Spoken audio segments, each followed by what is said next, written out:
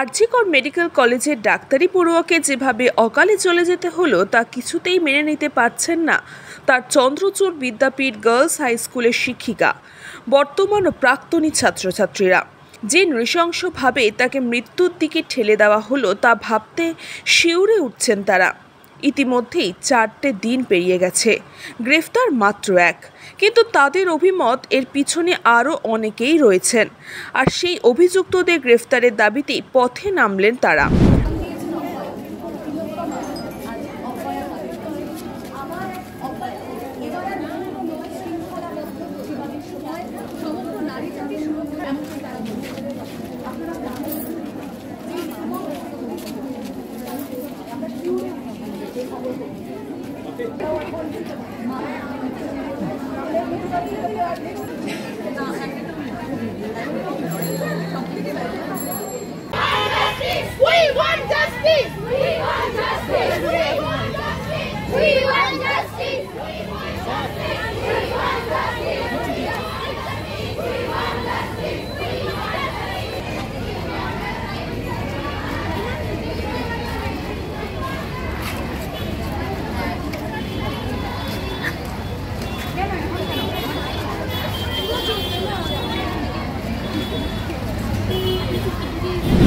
সোমবার বিকেলে সোদপুর চন্দ্রচূড় বিদ্যাপীঠ for girls school চত্বর থেকে ন্যায় বিচারের দাবি জানালো প্রত্যেকেই।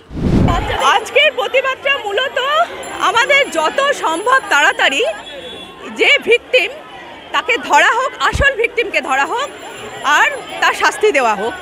এটা যেন 10 বছর ধরে 5 বছর ধরে না ঝুলে থাকে। আর যাদের ধরা হচ্ছে তারা যেন সংশোধনাগারে বসে দুবেলা ভাত খেয়ে হৃষ্টপুষ্ট না হয়। আমাদের ডু ইট নাও, এটাই আমাদের স্লোগান, যে আমরা শাস্তি চাই, ইমিডিয়েট শাস্তি চাই। হ্যাঁ আমরা জানি, হ্যাঁ বলেছেন, হ্যাঁ দেখুন আমি রাজনৈতিক ব্যাপারে কোনো কথা বলবো না, আমি ভীষণভাবে সহমর্মী, স্কুলের প্রাক্তনী, আমি কোনো বিতর্কে যাব না। আমি সমগ্র, তার থেকে বরং বেটার হয় সমগ্র নারী জাতি, মানে সেটা পশ্চিমবঙ্গ এবং ভারতবর্ষ, তাদের তরফ থেকে আমাদের এই কণ্ঠস্বর, এই প্রতিবাদ, যেখানে আমাদের আরও বেশি বড় করে কাজ করতে পারবো, আমরা প্রতিবাদ করতে পারবো। হয়তো নেই, না হলে হবে কি করে? এই রাজ্যে কেন, আমি পুরো রাজ্যের কথা বলছি না, সমগ্র ভারতবর্ষ কথা চিন্তা করছি, কারণ আমাদের ছেলেমেয়েরা এখন আর শুধু রাজ্যে নেই, সমগ্র ভারতবর্ষে আছে, ঘটনা সব জায়গায় ঘটছে। এবার আমাদের মূল উদ্দেশ্য হলো এই যে নৃশংস অত্যাচার এবং প্রত্যেক বাড়ি মেয়েদের প্রতি, কেন মেয়েরা আজও ভোগী, কেন একটা ডক্টর মেয়ে আজও একটা সাধারণ ছেলের কাছে ভোগী, সেই জন্য আমরা প্রতিবাদ করছি।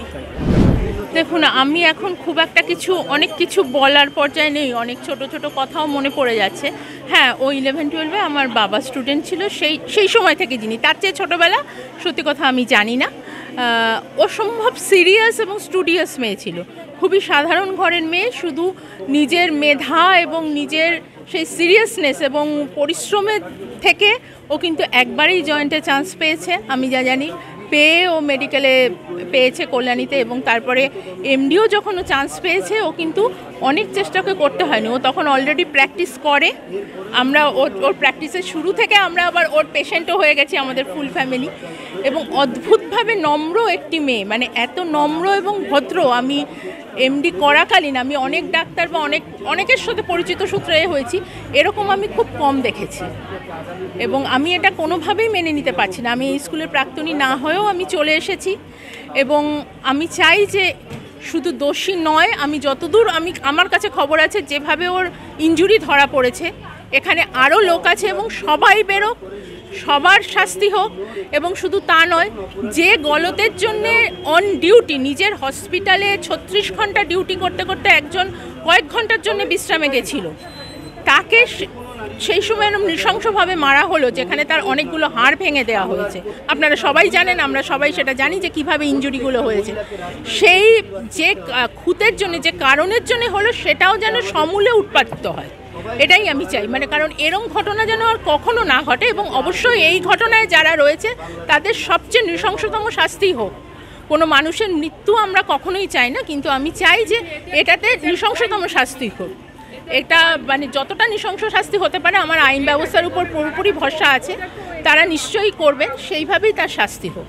এবং এই আন্দোলন আমরা এগিয়ে নিয়ে যাব যতদিন না এর পুরোপুরি বিহিত হচ্ছে, কারণ বারবার এই ঘটনা হতে পারে না, বারবার অভয়া নির্ভয়া বারবার হতে পারে না।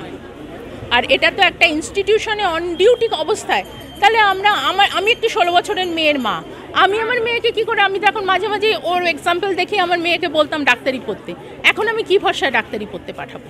আমাদের সবাই, আমার মনে হয় এখানে যত মা আছেন মেয়ের মা, এখানে অনেক মেয়ের মা আছেন, কারণ মেয়েদের স্কুল, তাদের সবারই এই প্রশ্ন উঠছে, তাহলে আমরা মেয়েকে কোথায় পড়তে পাঠাবো যেখানে একজন এমডি ডাক্তারের এরকম পরিণতি হতে পারে। আমরা আমাদের বাকি মেয়েদের নিয়েও আতঙ্কে আছি, কিন্তু অবশ্যই ও আমাদের সন্তান, ওর প্রতি যে নৃশংস অত্যাচার হয়েছে তার সুবিচার চাই। তৈরি করা ছাত্রী আমাদের মেয়ের মতো, কি আর কি বলা যাবে, কোন জায়গা থেকে নিজের ছাত্রীর সঙ্গে এত নিন্দনীয় বর্বরচিত ঘটনা কোনোদিনও যেন না ঘটে, কারুর কোল যেন খালি না হয়। প্রতিষ্ঠিত ছাত্রী আমাদের, বাবা মা কত কষ্ট করে পড়িয়েছে, আজকে কি দিন দেখতে হচ্ছে তাদের।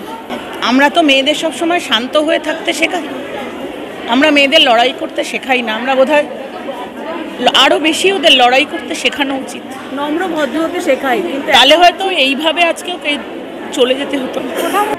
মেয়েটি খুবই শান্ত ছিল, খুব শান্ত এবং খুবই মানে সচ্ছল পরিবার না, খুব কষ্ট করে পড়াশোনা করেছে। এখন শুধু মেয়ে মানে আমাদের ছাত্রী বলে কথা না, এই যে মেয়েরা যে এখন অসহায় অবস্থার মধ্যে, দুটো প্রজাতি তার ভিতর মেয়েরা এত মানে দৈন্যতায় ভুগছে, সারা ভারতবর্ষ জুড়ে মেয়েদের যেন একটা চলছে। কোথায় নির্ভয়া কাণ্ড, কামদুনি, মধ্যমগ্রাম, হাঁসখালি, কোথাও রেহাই নেই। তাহলে মেয়েরা কোথায় যাবে?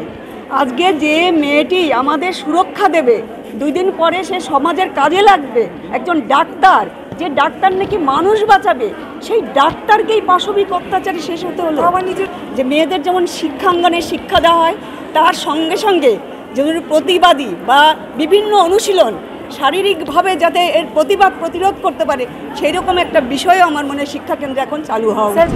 বলার ভাষা নেই, আমার প্রতিক্রিয়া দেওয়ার ভাষাই নেই, কেননা আমরা শোকস্তব্ধ। হতে পারে আমি এখানে নতুন, আমি তাকে হয়তো ছাত্রী হিসেবে পাইনি, কিন্তু সেও আমার ছাত্রী সমা, যেহেতু আমি একজন মানে প্রধান শিক্ষিকা বা আমি শিক্ষিকা সমাজের একজন, সেই হিসাবে মানে অত্যন্ত নিন্দনীয় ঘটনা, অত্যন্ত মর্মান্তিক ঘটনা, খুবই দুঃখজনক। এর বিষয়ে আর কী বলতে পারি, এবং তার পরিবারের কাছে সমবেদনা জানানোর ভাষা নেই।